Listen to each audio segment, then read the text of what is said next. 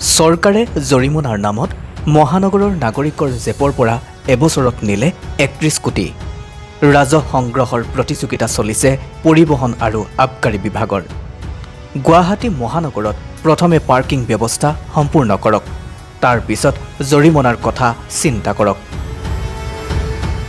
কাৰ্যালয়লৈ যাওঁতে, সন্তানক শিক্ষানুষ্ঠানত থবলৈ যাওঁতে বা বজাৰ কৰি যাওঁতে মহানগৰখনত প্ৰয়োজনীয় পাৰ্কিং ব্যৱস্থা নাই।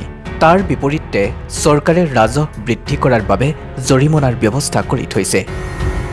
যোৱা ২০২৪-২৫ বিত্তীয় বৰ্ষত চৰকাৰে কেৱল গুৱাহাটী মহানগৰৰ নাগৰিকৰ পৰা ৩১ কোটি ৮৩ লাখ ২৫ হাজাৰ ৮৩৮ টকা জৰিমনাৰ নামত সংগ্ৰহ কৰিছে।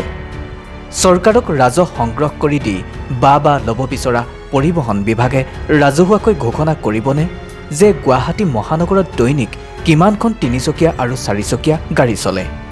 এই গাড়ীবিলাক ৰখোৱাৰ বাবে কিমান সংখ্যক পাৰ্কিঙৰ ব্যৱস্থা আছে? এনে ব্যৱস্থাক নাগৰিকৰ ওপৰত পৰিবহণ বিভাগৰ লুণ্ঠনস্বৰূপ অত্যাচাৰ বুলি ক'ব নোৱাৰিনে? শিল্পায়ন আৰু কৃষিৰ বিকাশৰ জৰিয়তে ৰাজহ সংগ্ৰহ কৰিব নোৱাৰা চৰকাৰখনে বিভিন্ন কৰৰ বোজাৰে কোঙা হৈ পৰা নাগৰিকৰ ওপৰত ইটোৰ পিছত সিটোকৈ অত্যাচাৰ কৰি গৈছে।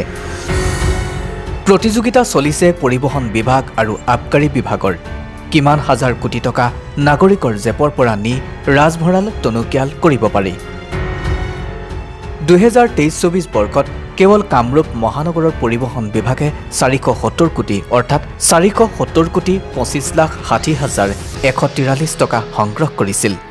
২০২৪-২৫ বৰ্ষত ৬৪ কোটি বৃদ্ধি কৰি ৫৩৪ কোটি অৰ্থাৎ ৫৩৪ কোটি ৬৮ লাখ ১৭ হাজাৰ ৩৯৭ টকা ৰাজহ সংগ্ৰহ কৰিছে।